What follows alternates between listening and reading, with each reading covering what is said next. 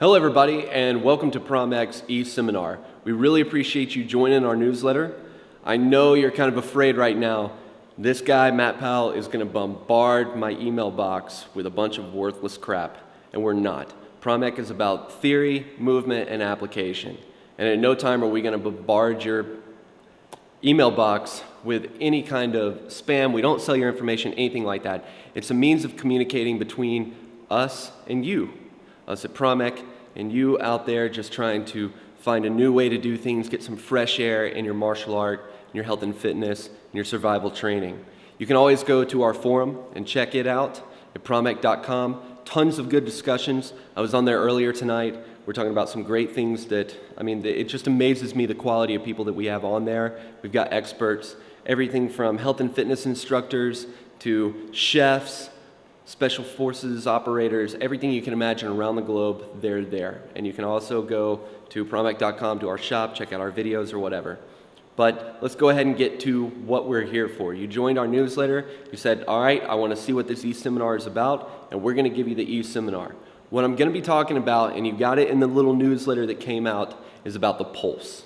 Now, it has a lot of different names and a lot of different arts, and they teach a lot of different things. But we're talking about something completely different because we're talking about biomechanical efficiency. Now, when I say biomechanical efficiency, what I'm talking about is using the different systems in your body, your musculoskeletal system, your circulatory system, your respiratory system, your autonomic nervous system and central nervous system, your lever system, everything in the body is what you're going to be using. When you're just sitting around and you're picking up something, this movement right here is a third-class lever. Most people don't recognize that. They just think that they're flexing their bicep or moving their arm. That's actually a third-class lever. So when we look at the pulse, what we're looking about is using our biomechanical efficiency, using the machines within us in order to perform work. Now, the pulse is a little bit different than other things that you're going to be used to. A lot of people call it the wave movement. A lot of people call it all kinds of stuff. Loading, unloading, potential versus kinetic energy. Things that I've heard termed around the industry for a long time. We're talking about something very different because we're talking about mechanical efficiency, creating machines, and then using those machines in order to project force. Remember, efficiency is work in and a work output, the ratio between them. We want to put the minimal amount of work in to get the maximum amount of work out. So when you're looking at what we're doing in this e-seminar, remember, this is not about fighting, this is about movement, it's about recruiting movement within your body, it's about biomechanical efficiency. The theory is what we call the pulse, a transmissibility cycle. The movement is your biomechanical movement in your body. Your application is whatever application that you want to use. You can use the pulse to move things around the house, to open your refrigerator. You can use it to push your training partner around. You can use it in a fight. You can use it to get up off the ground. You can use it for any number of different circumstances that you're going to get into in life. Now, we have another little video out that's about the 25% rule, and that 25% rule governs our available bioenergy and what we're doing with that bioenergy. We're going from 25 to 50%, 50 to 75, 75 to 100. The pulse is not about going from 0 to 100 and just pushing somebody as hard as we possibly can and fighting as hard as we can. It's about the spikes that we talk about in that video. The spikes are the biomechanical force that we're exerting, that we're outputting into the work that we're doing. So when we talk about the force, or the pulse, it's a momentary spiking, and that's what it is. It's not doing everything that we can. I always say in seminars, it might work on one person, it might work on two people. Is it going to work on 5? Is it going to work 5 days in when you have an 80-pound pack, 80-pound kit, when you've been exhausted, you've been hiking, and all of a sudden something happens? Might not work going up to 100%. So we're going to learn how to pulse our body in order to spike and use our biomechanical efficiency, use our lever system, and then use that to spike momentarily and then come back down to where we want to be in our movement and our output into the environment around us. So, without further ado, let's actually get into the theory of what a transmissibility cycle is, and then we're going to use that transmissibility cycle to actually pulse our body in order to perform work. Whenever you're moving, your body is transmitting force all the way through, from your feet to your hands. And so what we want to look at is how does that transmit, and what is the optimal level of transmission? So let's take a look at it real quick. I'm going to draw you out a graph here. Now this is the beginning of your movement, and this is the end of your movement. All movement has a trajectory. So when it moves, you start a punch, it has a beginning point and an end point, and all movement is like that. And it moves like this, right here. Now, what happens is that you've heard it in the old song when we were kids, the hip bone's connected to the knee bone's connected to the foot bone, and so forth. It's very accurate when you look at how the body actually moves.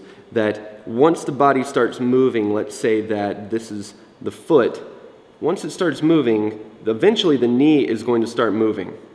Now, once the knee moves and it comes out, then you have your hip's going to move.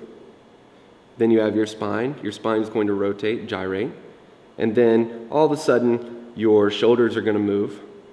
And then your elbow's going to move, your wrist is going to move. Now, you'll notice that it's kind of all over the place right now because as your foot starts to move and your knee catches it perfectly. But then all of a sudden, you're getting up to your hips, and maybe your hips don't catch that movement. It doesn't transmit properly. So as you push off with your foot and your knee starts to move, then all of a sudden your hip's a little bit late. Once your hip's a little bit late, then you get up to your spine, and your spine's moving all right, and then you keep going up from there. Now, if you look at the graph, you can catch things too early, like this, or you can catch things too late, like that. And what you'll notice is that each one has kind of a different thing that it does. What we want to do is we want to catch this perfectly as we move up the body and create a pulsing movement. So what we want to do is we want to start and have an end point and catch it on the apex every single time and keep going up. Now this is our length of time right here that it's moving. And this is the point that it's catching as it goes up. So when we look at the pulse, what we're going to cover in this e-seminar is how to tie every movement in the body together in order to create a very efficient, a very quick, a very forceful way of projecting our power in a certain direction. And as we go through it, you'll learn different directions. You'll see a number of different things. So we're going to segment it up as we go, and then we're going to work all the way up to where eventually I'm going to demonstrate to you how it looks when you've done all at one time. So let's go ahead and we're going to get started with our foot through the leg. So we're going to go foot, knee, up to our hip. And that's the first thing that we're going to do. Now, while I appreciate you picking up the newsletter and joining us in these types of e-seminars, it's important to remember that you can get injured doing any type of physical activity. The moment we ask you to get off the couch, you can hurt yourself. So make sure that you are always wary of where your body is. Be very aware of what you're doing. I recommend that you consult a doctor, that you talk to a licensed physician, see if you're ready to take on any type of physical activity, if you have any type of equipment you may need, if you have a knee brace, ankle brace, if you have some type of back support, whatever it may be all the way up to your wrist, make sure you have those ready and on standby. If you're working with a partner and you're kind of starting off your training session for the night and you want to use this in order to work with it, work carefully with your partner. You're not there to hurt each other. Remember, if you break your arm today, you might need your arm tomorrow to defend yourself, to pick up your child, to push a box off of you as it actually falls on you. So you want to always be careful in training. There are no trophies, there's no belts, there's no awards for doing this e-seminar. In actuality, your trophy, your belt, your award is getting home, not being injured, and living a fulfilling life where you can get old in age and still be able to move around and be able to survive in an efficient, healthy manner. So make sure that you're careful on how you do everything that you do, and we take no responsibility if you tweaked something, if you injured something, whatever it may be. We take no responsibility. You often hear it said, the hip is the engine of the body. I slightly disagree with that in ProMX. The reason is because the feet have friction with the ground. If you have no feet, if you have no knee, you're going to have a very difficult time creating a lot of power out of your hips. You're not going to get that torque. So if you have a very slick surface, if you have a sandy surface, a dusty surface, whatever it may be, without friction on the ground, you're going to have less torque in the hips. So foot placement is very important in how you actually do the pulse or any other movement that you're going to be able to do. So when we look at the foot, then we have to move to the knee. The knee is like a piston. The knee is chambering, it's moving around. It's a very mobile link in the chain. Then you get to your hip. Now without the knee and without the foot, you're going to have a difficult time getting a lot of torque other than what you can create out of your natural body movement. So let's take a look here at our little graph. Just right here. You have your foot. You want to get proper foot placement. Here we go. You want to have proper foot placement. And after you, whatever martial art you do, whatever it is, you want to get into that stance and you want to get firmly grounded. You want to have good soles on your shoes. If you're barefoot, you want to make sure that you're on a good surface so where you can get very good friction with the ground. The more viscosity, the less friction. Friction allows you to stand up, as we talk about in our equilibrium video, as we talk about in the helix and the gear. Friction is the key for any type of movement that you're going to be doing. A man with no legs cannot stand up. So then, once it's moving, we get to the knee. So we have our foot here. Then we get to, let's correct that. Then we get to our knee. The knee is what is really going to direct what we're going to be doing, because depending on your knee placement is what you're going to actually perform in the task. So with the pulse, we're going to be looking at placing the knee in a very particular direction. We can talk about planes, we can talk axes, but we want to make sure that that knee is in the proper placement for what we're going to be accomplishing with this work. So here we have the knee. Then you have your hip. As you can see, everything works together. Then you have your hip. Your hip is where all of that friction and the movement that you get out of your knee is going to come up to your hip. Then you can be able to drive your hip, direct your hip, and start to torque, create torque in the body, combining your legs with your spine. So one of the things that you'll notice is that we talk about chains a whole lot. If you look at a chain, this is a chain. It looks very similar to this. You have your foot, you have your knee, and you have your hip. Now, if we're talking about movement, if you take any of those out, then you have a major problem with your movement. If you're talking about combat, if you direct your attack to any one of those, you're breaking the chain and you're going ahead and you're getting it out of the way. I talk about chains a lot because chains, each one of these can be broken down to different things that you want to do. If you don't have the right foot placement, if you don't have the right friction, you have a problem. If you have an injured knee, if you have a knee that is one place and it's very rigid as opposed to very loose and you get kicked or all of a sudden somebody slams into you, it happens to me with my dogs all the time, then you end up with a torn ACL, you can have some problems. Without the hip, you can't start to direct the rest of the body and create the torque that you need. You can't direct the legs to go in a direction, you can't direct your spine up to your shoulders like we're going to cover in the pulse. So you want to make sure that your hip is there. Now, in our videos, like the helix and the gear, and the other videos, we do a very particular warm-up that warms up each part of the chain.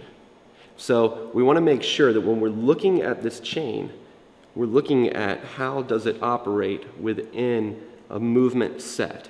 Now I'm going to be talking about what we call a GMP. That GMP is a general movement pattern. It's the way the body generally moves. It's the way that your legs generally move, and that's what we're going to be talking about. Now, if you have limited movement in any of these, for example, I had reconstructive surgery on my ankle, so it took me years. I used to have 20% movement on it, and I had to build up to 80 after that surgery. So that limited range of motion in the foot can cause an issue, so we have to work with that. If you have a bad knee, surgery on your knee, a lot of scar tissue, that can cause you problems. So a general movement pattern is where you're at, completely basic. If you've never had any injuries or anything else, then you build off of it and you create your own individual movement pattern. This is very specific to you.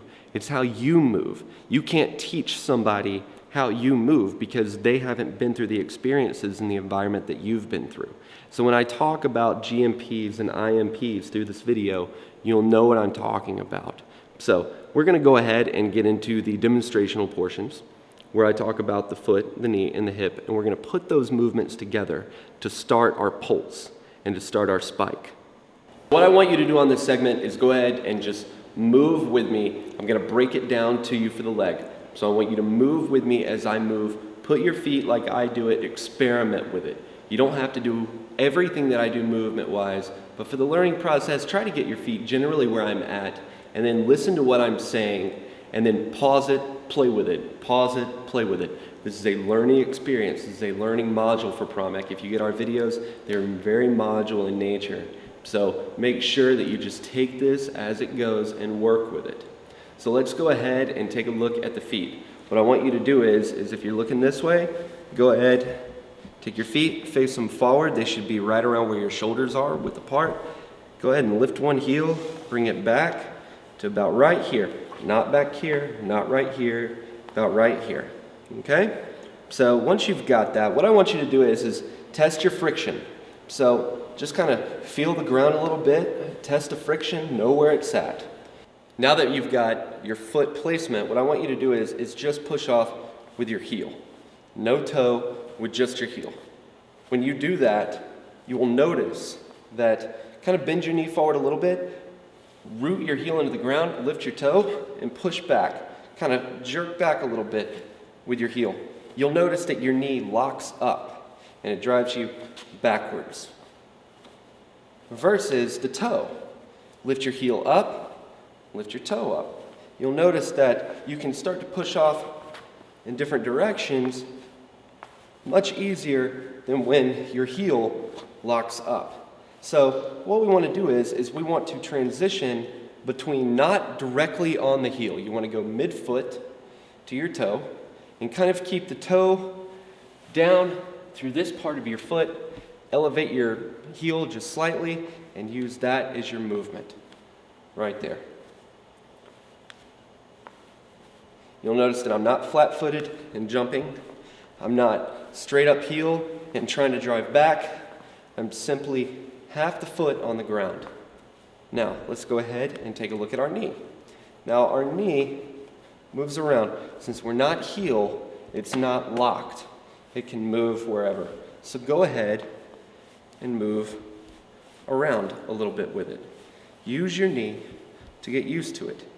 You can stand on one leg, move it around, do some circles, rotate it wherever you want to go, but get used to your knee movement. When you push off with the foot, go ahead and start to kind of clench your knee just a little bit, flex it, bring it back, bring it forward, whatever you want to do. Get used to where your knee movement is going. Now we're going to go to the hip. Now, this would have been very difficult if I had no knee and I had no foot. So that's why the hip, even though it's the engine, think about your knee as the piston. It's performing a lot of the work. It's directing the work. Where's it going? And then your foot is going to be the wheel. It's going to tell, okay, we're going to go over here. We're going to go over there. A man with no leg cannot run. He can't walk without some type of support. So it's the same thing here. Your hip, what I want you to do is I want you to take your hip and just move your hip around. Now to do this, kind of flex, create a little bit of tension, contraction around your hip, and just flex it up. You can flex your ass a little bit. Looks a little bit weird on film, but you can flex your ass, and that's going to drive your hip slightly forward. You can flex in here and try to get some movement out of it. Simply, you can watch my pants, how my thigh starts to contract and it moves my hip. Okay? So that's what we're doing. Work on each of these movements. Work on them all. Work on moving off your toe. Work on moving your hip. But we're talking about the pulse. So let's look at it. What we're going to do is we're going to tie the foot to the heel, the foot to the knee to your hip. And we're going to try to create power out of it. So get friction with the ground and flex that hip. And you'll start to see the knee move. Right there. Move the hip forward, the knee is going to come up, the foot will leave the ground. Just like this. You can bring it back, and the same thing is going to happen. So we're trying to tie them together. Try to get a very good pulsing motion, not a where you're flexing as hard as you can, but a pulsing motion to where you flex in the gluteus maximus, your hip starts to move forward, then the knee starts to move forward. And then, at the end of it, drive with your foot. Like this. Now, on application-wise, whenever I kick, I lead with the hip, I bring the knee up, and then the foot comes out with it. So it looks like that. It's like a whip. And I can get a lot of power out of it. So that's what we want to do. We want to push off with the toe, get the hip move or the knee moving, and then get your hip moving and start to create a motion like this. This is a pulse. If you're going to kick, instead of throwing everything you have into it, it's a very quick, you're here, you move the hip up. You don't have to wind back. Move the hip. You see the knee's already moving when I move my hip. Then put your foot out. When you come back to the ball of your foot, halfway back. Now you've got your leg motion down for your pulse. Now we're going to move from our hip up into our spine. The spine is going to direct the motion of where the hip's going to go as well as the shoulders. So let's go ahead and recap for a second. Hip to knee to foot, foot to knee to hip. This is the way that we're going to move. We're going to throw the hip forward. We're going to lead with the hip. Hip moves, knee moves, foot moves. Hip moves, knee moves, foot moves. Like this. Just like that. If you're going to go up, you push off with the foot. It's going to move the knee back. That's going to bring the hip up from there. So you can go down or up. It almost looks like a wave right in here. So you can go hip moves, knee moves, foot moves, knee moves, hip moves. Okay? Because what we're going to do in a second is we're going to take this movement that goes back this way, and then we're going to transmit the energy back up. So now you don't want to just push off and then kind of get lazy at the knee and then move the hip. You don't want to move the hip and then kind of get lazy at the knee and then throw your foot out. You want to catch them at the apex. So when the hip is back here, the hip starts to move forward. It has a beginning and an end. The knee has a beginning and an end right here. The foot has a beginning and an end. So you want to catch each one at that apex, like I talked about on the graph, that when the hip starts to move, the knee starts to move. But you don't want to move the hip, I'll move my knee now, and time to throw the foot. We want to catch the knee midway through the range, the trajectory of the hip to get the knee. Once the knee is moving forward from this point to this point, we don't want to get to the very end and push our foot out, and we don't want to get it back here and start to move our hip or move our foot because it's going to be way back here. We want to catch it at the right time. Time them together at the apex, at that top point of the trajectory. Then start to whip it out. Okay, so let's go ahead and we're going to look at the arms. We've moved from the foot to the knee to the hip, and now we're going to go ahead and we're going to look at the arms. After we look at the arms, we're going to get to the spine and how to direct everything, but right now, that's our primary focus. So let's go back to our graph for a second. Now remember, it has a beginning and an end point. So this is going to be our shoulder. Now, human movement is not linear in nature. It's rotational in nature. So when you look at our dimensions that we move through 3 different planes. So it's the same way with the arm. And as we looked at in the helix, you're looking at all the different degrees that you can actually move your shoulders, move your elbow, move your wrist down to your fingers. So that's what we're going to be looking at in creating the pulse. So as we begin to move the shoulder, which we're going to go through, it has a beginning point and it has an end point. Now remember, we want to catch it at the apex, the trajectory as it moves from point A to point B. So once we get to here, we're going to use that rotation to begin moving our elbow. Don't catch it too early, don't catch it too late. You want to catch it right in the middle, which I'll show you. Then, so we have our elbow here. Now the elbow is just like the knee. It can direct where we want to go with our hands. Our hands are our weapons, our hands are our sensors out there. With our somatic system, that's our sensors, it's our pads. So as we move the shoulder, we go to the elbow. When the elbow's moving, I'm going to show you can move it in different directions, but for the pulse, we're going to move it in a very specific direction. Once you've got the elbow moving, catch it at the apex, then we're going to move down to the wrist. From the wrist, we're going to move down to the hand. Now, when I say the hand, we're going to use our fingers in this movement. We're going to create a whip. We're going to go transmissibility cycle that we're talking about. This is a cycle. As the shoulder moves, the elbow moves, the wrist moves, the hand moves. And then it all starts over again. And it constantly moves. It's perpetual. It just keeps moving all the time that I'm sitting here moving around. It's the same thing. So we want to catch it at each point. Now, remember, we're talking about the chain. So we have our shoulder, our elbow, and then we have our wrist. And that's going to link off to our hand. Now, our hand, if you have a knife, a pistol, a bat, a pen, whatever it may be, that is the extension of the body. So where this chain moves is where that extension of the body is going to go with the fingers that are holding whatever it is. And as we talked about, and as we looked at in the video, the lever, that if we can create an open or closed structure, so with that open or closed structure that we talked about in the lever, if we break a certain point in this chain, we've affected the entire chain. So whatever point that we stop it, or whatever point that we start it, that's our open chain like we talked about in the lever. So let's go ahead and catch it on the apex. I'm going to demonstrate it for you. And then we're going to move on to more advanced pulsing movements. Okay, so now we're going to go ahead and look at actually how to move the arm. And remember, we're trying to catch the apex.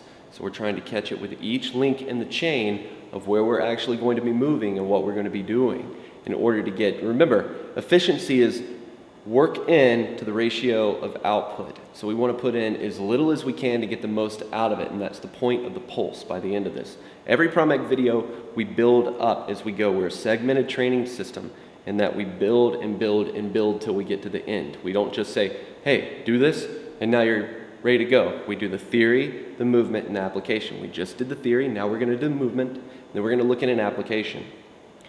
Now, in the Helix, and in a lot of our videos, we talk about our warm-ups. So we want to go ahead and start moving our shoulder. You might have a limited range of motion in your shoulder. That's fine.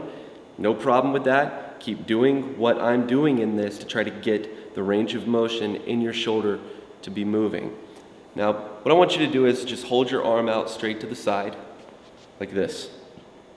And I want you to move your shoulder as far back as it will go. Not this.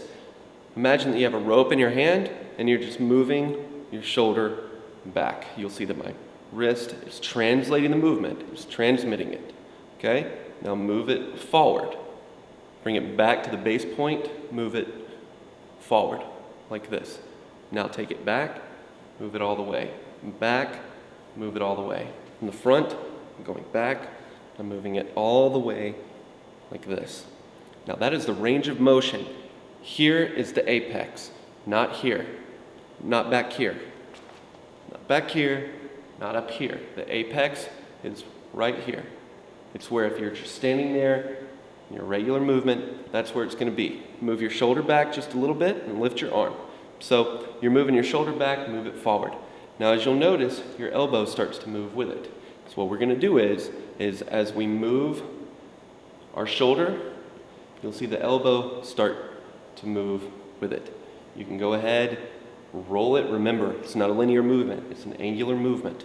So it's starting to move your elbow forward. I can do it down here, I can do it up here. The point is not to get here and then move your elbow forward. And it's not to be back here, start to move it, and then move your elbow. That's not the apex. It's right in this point. You'll notice when my shoulder gets to the apex, the elbow starts to move. What's happening is that as I move here, this gets to a certain momentum, and then the elbow moves with that momentum. So it's catching that, and it's already moving at that rate of speed. Just like when the hip moves forward, when it gets to that apex and I start moving the knee, it's already moving at that speed. It's a relative speed. It's moving relative to the other body part, the other part of the chain, okay? So we're going to bring it forward, start to move your elbow. Now as your elbow moves forward, start to move, your wrist is going to be down, kind of limp. Start to move it out, like this, like a whip. So it moves forward, wrist moves forward. Shoulder, elbow, wrist. Shoulder, elbow, wrist. Okay? So get that movement down. Not this. And not this. Oh shit, what am I going to do? It's here. Just kind of move it. There. Shoulder, elbow, wrist. Shoulder, elbow, wrist. They're moving. It's already moving in this direction. Catches that momentum, the speed, the relative speed. This starts to move forward. Wrist starts to move forward. Then we get to our hand movement right here. The hand moves like a whip. Now I can move it in different ways, like we talk about in the helix, that I can move my wrist in whatever direction I want. I can move it out this way. It's like a robot when you look at breakdancing. You're sitting there and do this, okay? So you're going to move it out. You can move it down this way. You can move it this way. It's all about where you're moving it relative. The wrist is relative to the elbow, relative to the shoulder. Now, I'm going to hit this bag to kind of show you the force that you can bring up. I'm not going to bring back here. I'm not going to be up here. I'm going to hit it right there. I'm simply moving the shoulder, shoulder's moving, elbow is moving, wrist is moving. It's a whip-like movement, but the pulse is a little bit different. What I want you to do is raise your shoulders, then your elbows are going to move. Not this, not here. Here, shoulder moves, hand moves, okay? So you bring it up, shoulder moves, hand moves, right there. Imagine that you're pushing somebody, like this. Here, catch it at the apex, elbows move, arms move, wrist starts to move out, then the hands can move. Now you're starting to get a minimal amount of movement, but you're using the lever system, you're using this third-class lever to move. A third-class lever, most of the levers in the body, as we discussed in the helix and the lever, most of the levers in the body are third-class levers. So they're built for speed and endurance, not for strength. That's why people get these gigantic biceps, because they have a disadvantaged rotation point. It's a third-class lever. You have your weight out here, point of rotation, and you have your effort. So we're going to utilize that in the pulse. So let's go ahead and start looking at how to move the hips, coordinate it with the shoulders, and start to get all this together in one pulsing movement. Okay, so we've looked at the legs, we've looked at the arms, hips, shoulders. We got to tie them together. Now, your hips just don't move on their own, your shoulders just don't move on their own. There's a spine with the central nervous system. It's running up in there.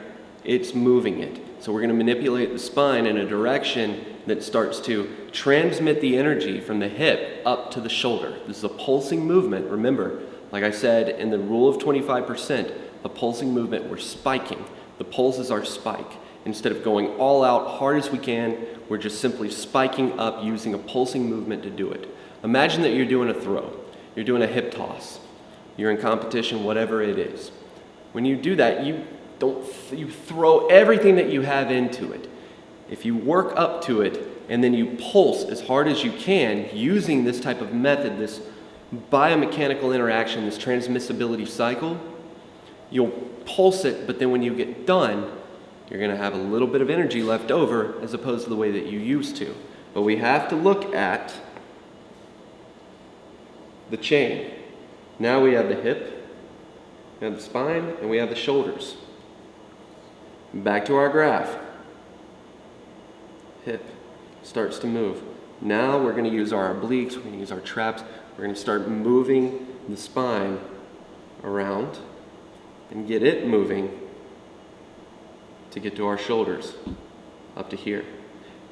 It is not a linear movement, it's an angular movement.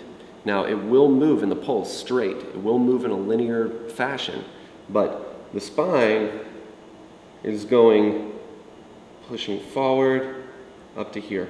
We're taking the movement from the hips, this part of the chain, and we're using this part to begin to move our momentum up so that as this moves forward, the shoulders move. Shoulders move, elbow moves. We're going to be doing the same thing right here. So always remember the chain. If you have a problem at one point, that's what you need to work on.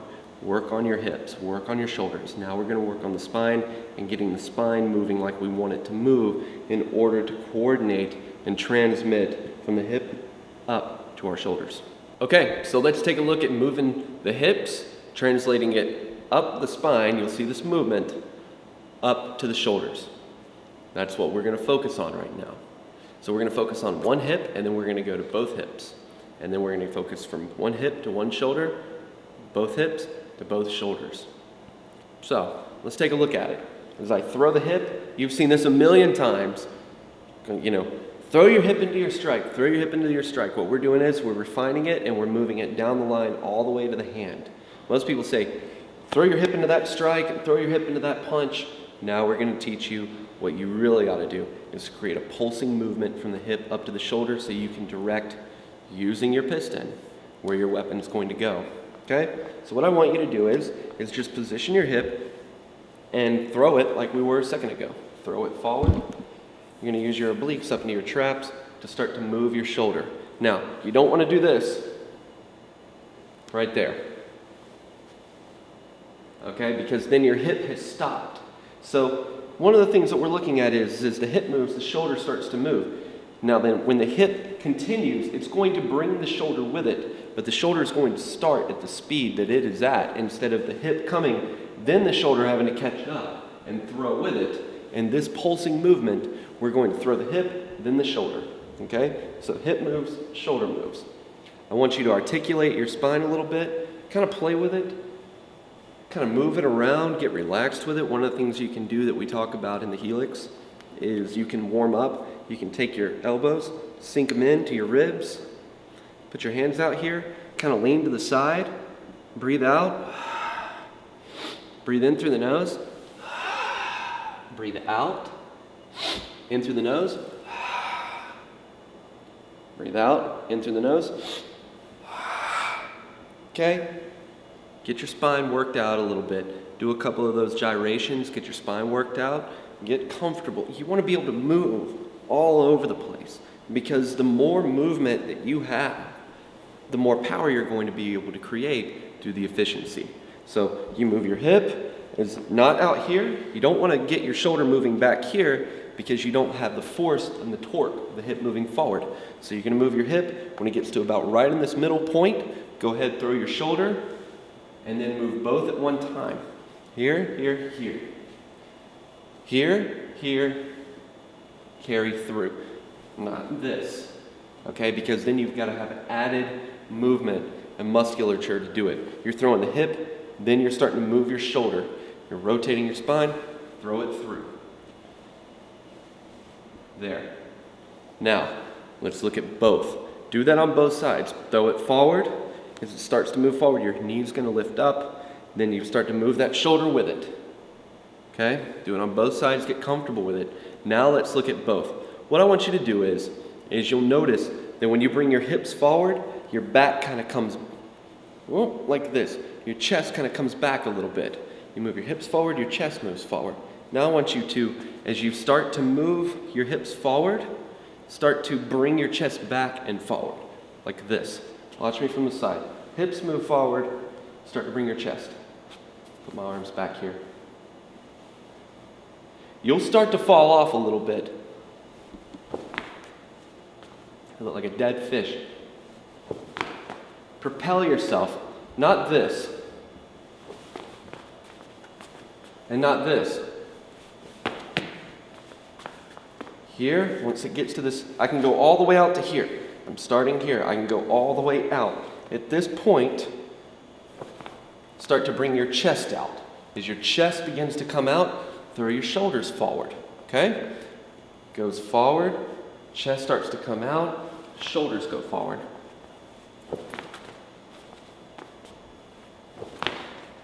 Throw yourself a little bit. Breathe out. Deep abdominal breathing, not intercostal. This. Bring this forward. Bring your chest forward. Throw your shoulders through it. Okay? That's what you want to do on this.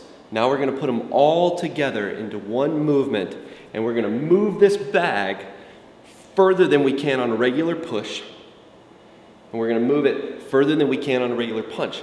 Then we're going to direct it wherever we want it to go using a string.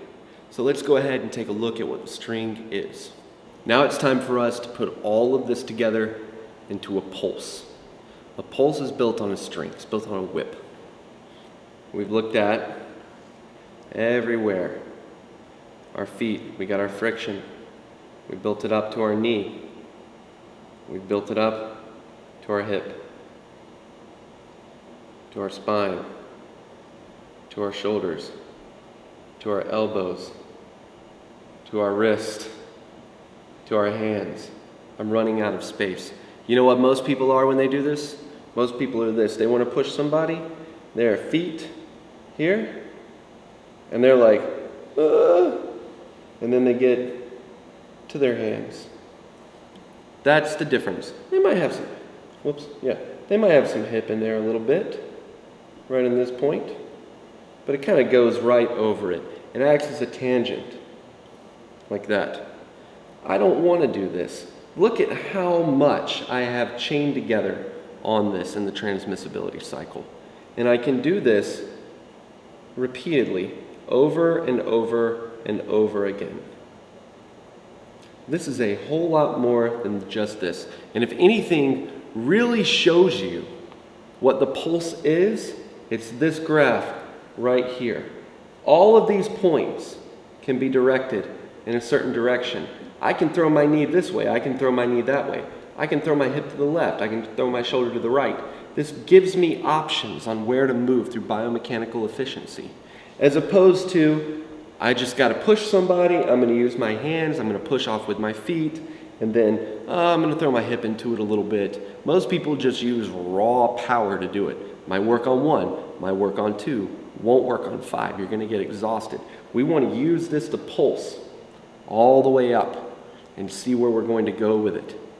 So let's go ahead and take a look at what a string is. We have a chain. That's our chain. You have all these parts right here, okay? So what you have is you have a unit, a link, and a unit. Unit, link, unit. Now we have another one, and another one, and another one, and another one, and another one. We're trying to create one big string. Now, over time, you're going to start, I gotta move my feet right. Now I gotta move my knee. Where's my hip? Oh man, all right, my hip's there, but how about my spine?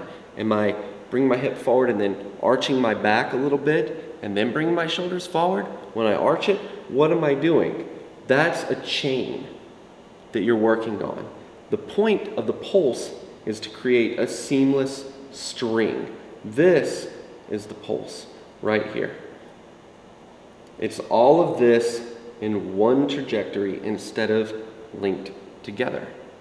So now let's go ahead and put the pulse into practice a couple of different ways. I'm going to walk you through how to do it. We're going to push the bag. If you have a bag, work with the bag. If you have a training partner, work with them slowly. If you can go up against the wall like I'll do in a minute, throw yourself off against the wall. Be careful when you do it. Most people don't use the biomechanical efficiency in their body.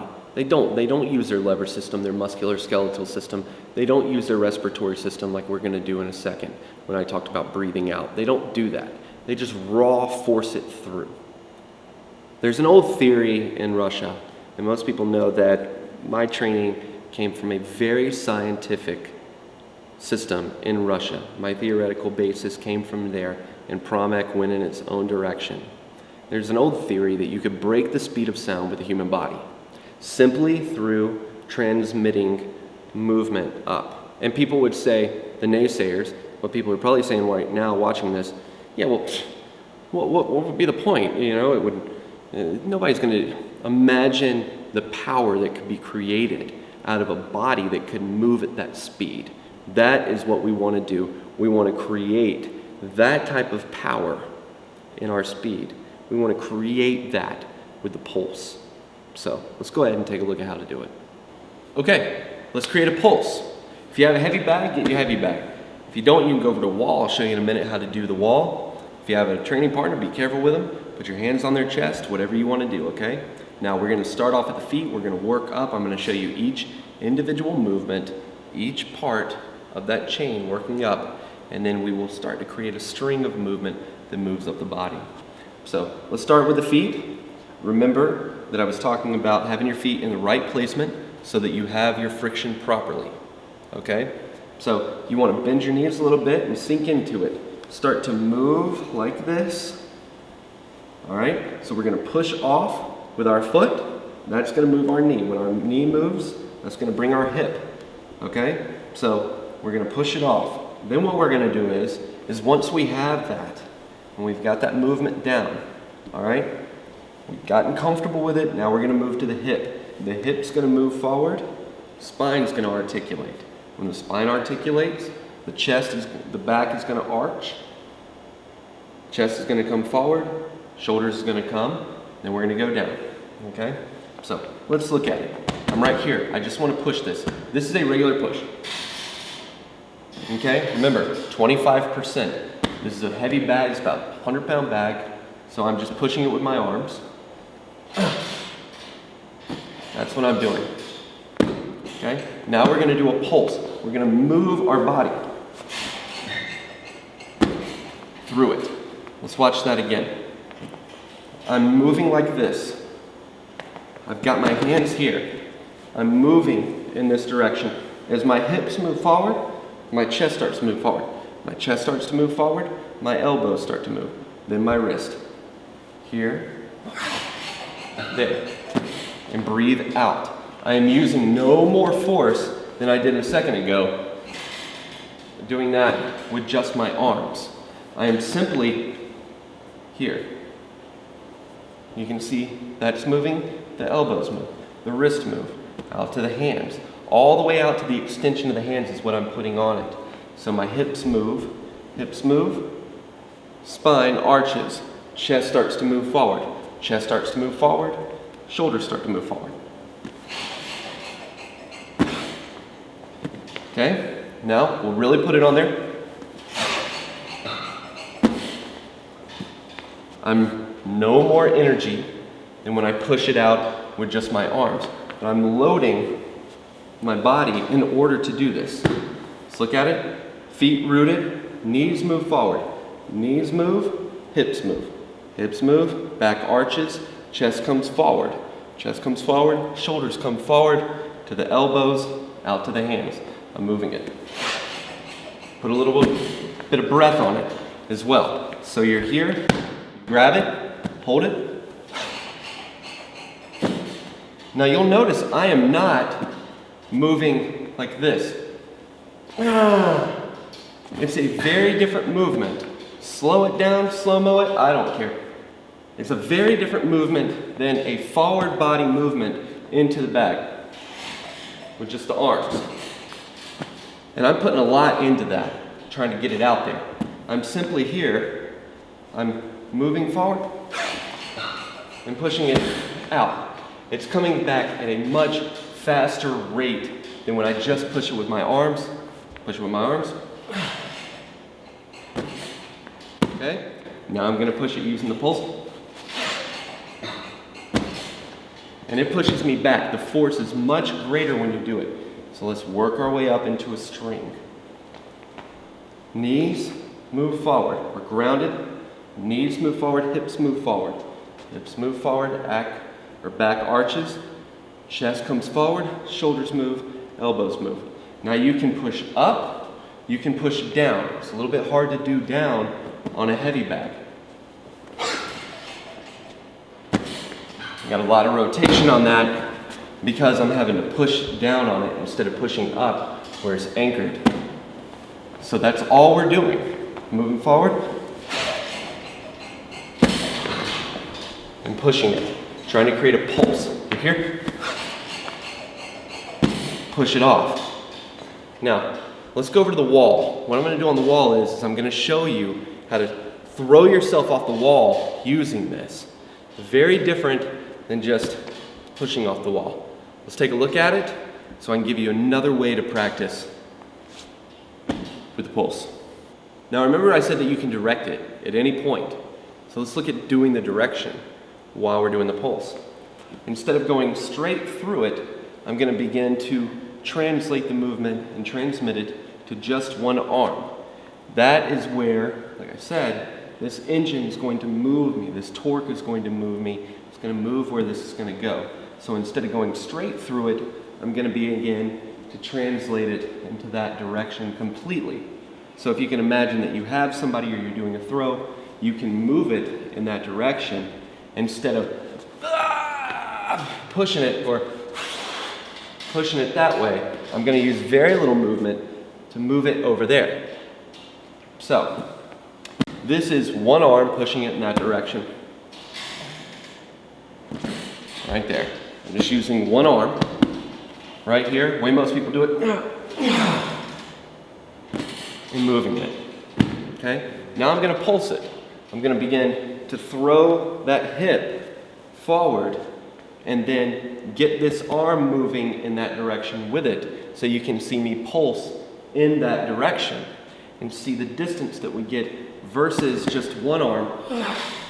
Here. Let's take a look at it. I'm right here. Got both hands. You can use one hand, whatever.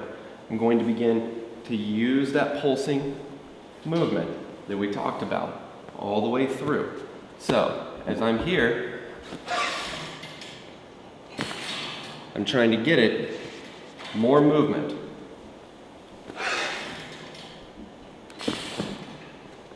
Push it further out. Instead of this, right here, which is just an arm, really putting it on it. Instead, I'm here. This movement right here, I can get just as much. We're talking about efficiency. We're not talking about putting all of this work into it. It's very important. A lot of people are going to look at this and go, all right, that's fine, man. Well, why won't I just push through that? 1 or 2, okay. 3 to 5 days, 5 people, you're going to run out of energy very fast. So you want to use the minimum amount to do it. You want to use all of this back here.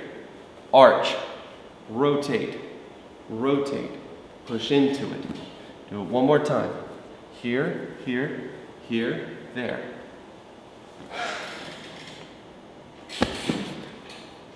Not a lot of force, but it creates a lot of output based off a very small amount of input. The ProMX gym in Atlanta is a very basic gym. A lot of kettlebells, tires, sledgehammers, weights. We don't have a whole lot of ellipticals here. Boxing ring, heavy bags. We like to keep it basic, do a lot of body weight exercises, and supplement it with other implements. So it's very basic when you see the kettlebells and so forth as to what we do here. What I want to show you is what to do against a wall if you're home training, so that you can get a little bit of a sense of how much power you can get coming off of that wall using the pulse. Now remember, this is theory plus movement. The application is yours. Where do you want to use it? How do you want to use this? Are you going to use it on a throw? Are you going to use it on a push? Are you going to use it on a punch? It is a very pulsing movement that we're doing. And we're trying to breathe with it, and we're trying to relax through it in order to conserve that bioenergy so we can spike it to where we need to get it and still be able to pick people up and run with it. Just like I talked about in our video that's up for download, the rule of the 25%. So let's look at the wall real quick. What I'm going to do is I'm simply going to push myself off the wall. Stand kind of straight to the wall, normal, lean to the wall, and push yourself off. That's all you're going to do. You can push yourself off as hard as you want and do it. You'll get tired eventually. Now we're going to pulse ourselves off the wall. We're going to throw the hips forward, the knees, that's going to come forward. You can already see it. Chest is going to come. We're going to rotate through the shoulders. We're going to drive our elbows. We're going to drive off of here. Breathe out. Whenever you exert force, breathe out. That contraction is going to empty out the cavity in your body. You're going to get a lot more force. It's going to be exerted out of it instead of just going. Okay? So, hips forward, hips start to move forward, spine arches, chest comes forward to the shoulder. Get close to it. Push yourself off of it. Once you begin to do that, you're going to realize that it's much more powerful than this. Another thing you're going to realize is that when you do this, you're going to straight leg back into your step instead of smaller steps bringing it back off of it. So it's the type of thing that you want to work on when you're at home to develop that type of power. The point of this e-seminar is not to give you the 5 fight-stopping moves. You can get that anywhere, but can you use all that force, all that power, all of that bioenergy to do that when you're exhausted? Maybe you've had a little too much to drink. You're really loose, you're very tired, you've been at work all day, you're at happy hour.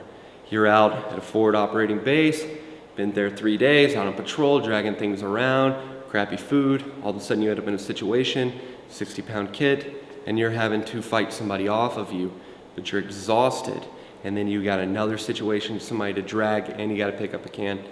Doesn't work like that. That's why we're trying to get to this level of mechanical efficiency and give you tools to use with your current martial arts at ProMX. It's our UOS, our Universal Operating System. This is part of it. It's just looking at the theory behind movement, the theory behind combative movement, combative methods. Anybody can teach you, this is how you do a wrist lock, this is how you do a wrist grab, this is how you do a choke. We're trying to get down to the basic mechanics. In closing, let me explain to you theory plus movement equals application. If I have a student that understands physics and mechanics, biomechanics, physiology, psychology, and he has a good understanding of those, beyond technique, if he does A, do B, if he does C, do X. If you understand these things, and I have a student that understands them, then they understand themselves better, and they understand their enemy or their opponent or their training partner better. They understand the environment around them and how it operates. When I take movement and I begin to use the transmissibility cycle, if I use biomechanically efficient movement with what I'm doing, then I have a student that is mechanically sound in the way that he moves. He exerts less energy. He is more powerful. He has that reserve. He has these things available to him. So he takes the theory of a lever or a wedge or a winch or human equilibrium. He understands why somebody falls down. He understands the machines that happen in combat between 2 biomechanical agents. And he is mechanically sound in his movement. Then when he gets to his application, he's faster, he's stronger, he's much more powerful, and he has much more energy. He can fight longer. He can do more things than the average Joe can do. That's why we have the UOS, is to educate people with our universal operating system. Physics, mechanics, biomechanics, psychology, physiology, and strategy. You take those things, you educate yourself on them, then you make your movement sound and powerful and mechanically efficient. Then your applications are limitless, and your applications are much more effective. I'm Matt Powell at ProMX.com.